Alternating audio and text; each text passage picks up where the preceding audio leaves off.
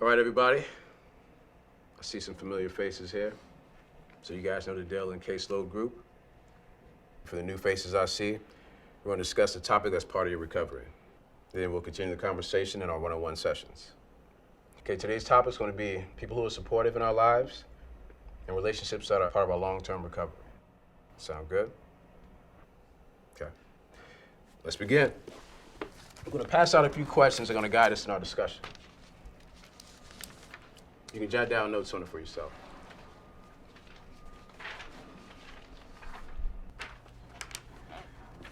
All right. I want everyone to close your eyes. Now I want you to imagine gathering a team of supportive people. You know, people that were close to you before and during treatment. It could be friends, family,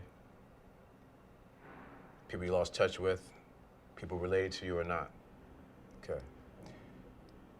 Now open your eyes slowly. Now I want you to jot down those names of those team members on a piece of paper. Next to your name, I want you to write what makes them a good team member.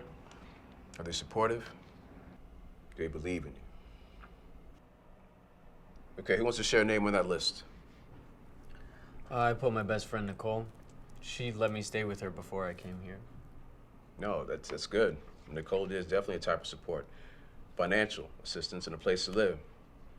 Okay, who's next? Well, I put down my girlfriend. She's crazy. She makes me laugh. It helps, you know, to laugh. You're absolutely right. And assistant humor is definitely needed. I mean, support comes in all forms.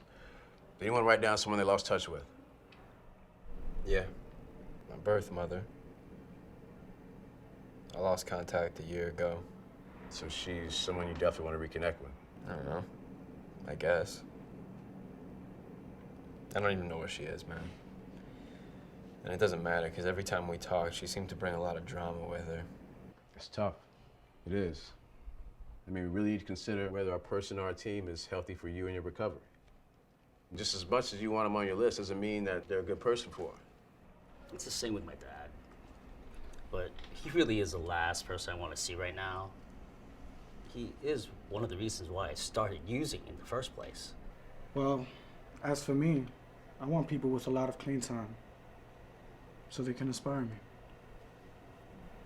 That's a good point. Bottom line is, we need people who can help us in our recovery now. Those people we want on our wish list, what would you say to them about your life now and your life before recovery? And what type of help you want from them? My father was my biggest supporter. He'd be at the top of my list. He used to tell me, come on, son, one day at a time. I know you can do it.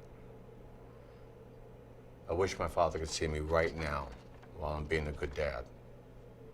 See, if I try and get in touch with my birth mother, I don't even know where she is.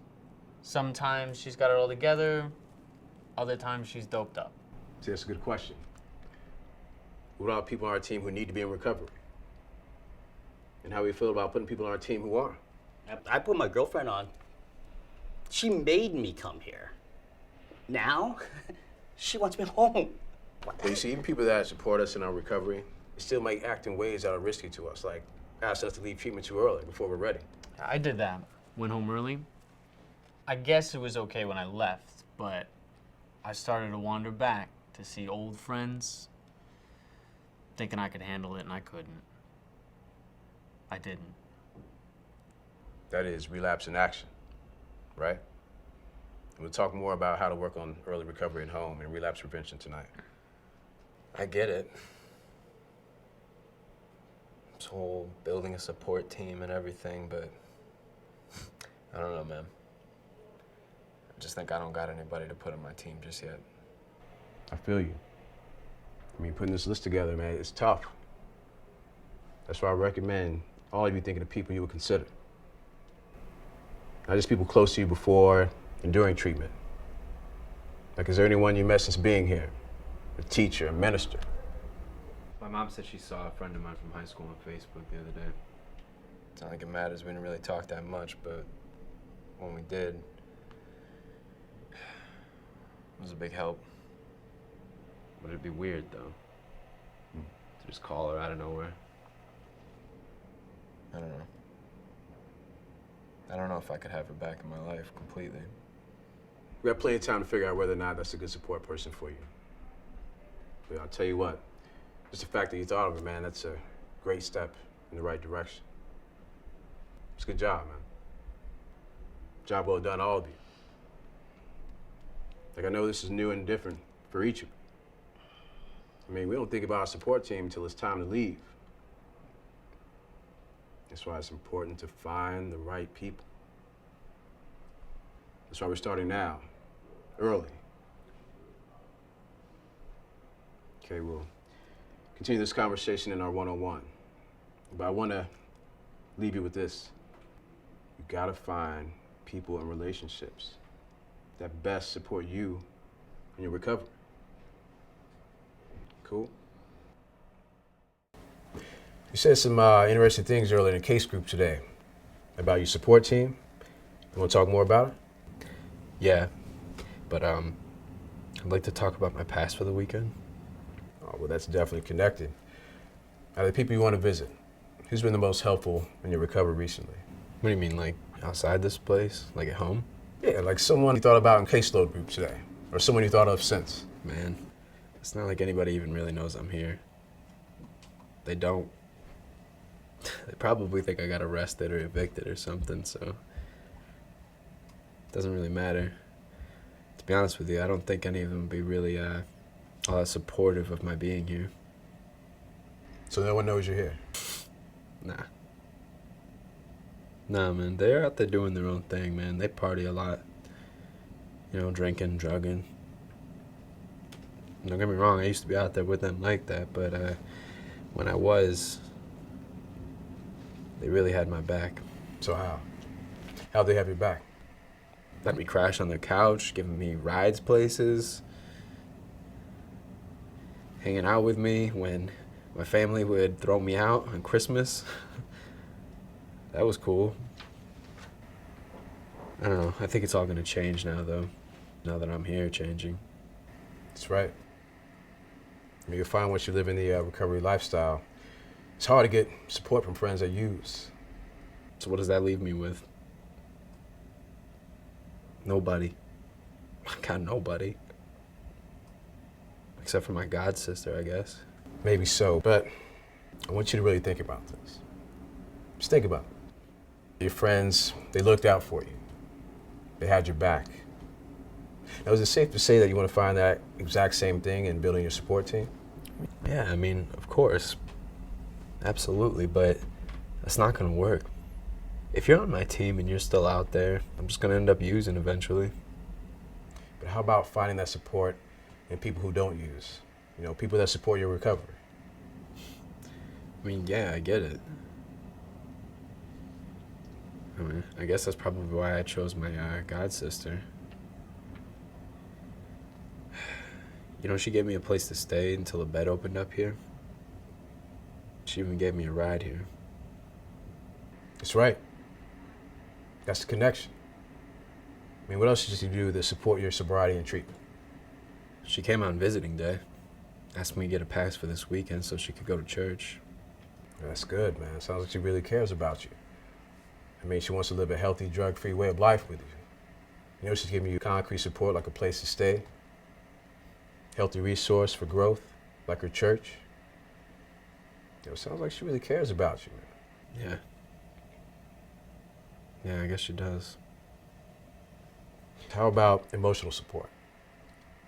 There's someone there who will listen and understand without judgment. Well, I mean, I feel like my god sister gives me enough emotional support, at least some. I just don't want to beat her down with all this stuff, you know? It's hard, man. It's tough in here. I just don't want to worry her. I understand that. But I want you to think. I mean, I really want you to think about opening up to someone once you leave here. It could be a counselor you get an outpatient, someone you meet in an NA meeting or council group. But definitely add to your list the idea of you getting emotional support. I mean, we can explore who that is in another time. Sound good? Yeah. Yeah, it does. Now, about that pass request. Looks like you've been doing pretty well. Your pass was approved. So how you anticipate the day going? I guess my god sister will probably pick me up here. We'll go to church and then, I don't know. Maybe we'll go get something to eat. Just the two of us. That sounds like a good Sunday plan. But that's not how you used to spend your Sunday visit. No. I mean, I don't know. Sometimes. I actually really love church. I do. I just haven't seen these people in years. I don't know how they're going to react to me. You sound excited about the visit. Were you a little apprehensive about how things would go? Especially how you don't have jugs to fall back on now. Yeah. You know, the stuff I did in the past. I mean, I don't know how much I'm gonna have to talk about it. And what do you feel comfortable talking about at this point? I don't know. What I do know, though, is I just want to move forward. Say I'm sorry. That's it. I mean, why don't you just start right there? It's perfect. Now you can check in with me after your visit. We can talk about how it went and how you felt about it. Okay. Sound good? All right. All right. Yeah.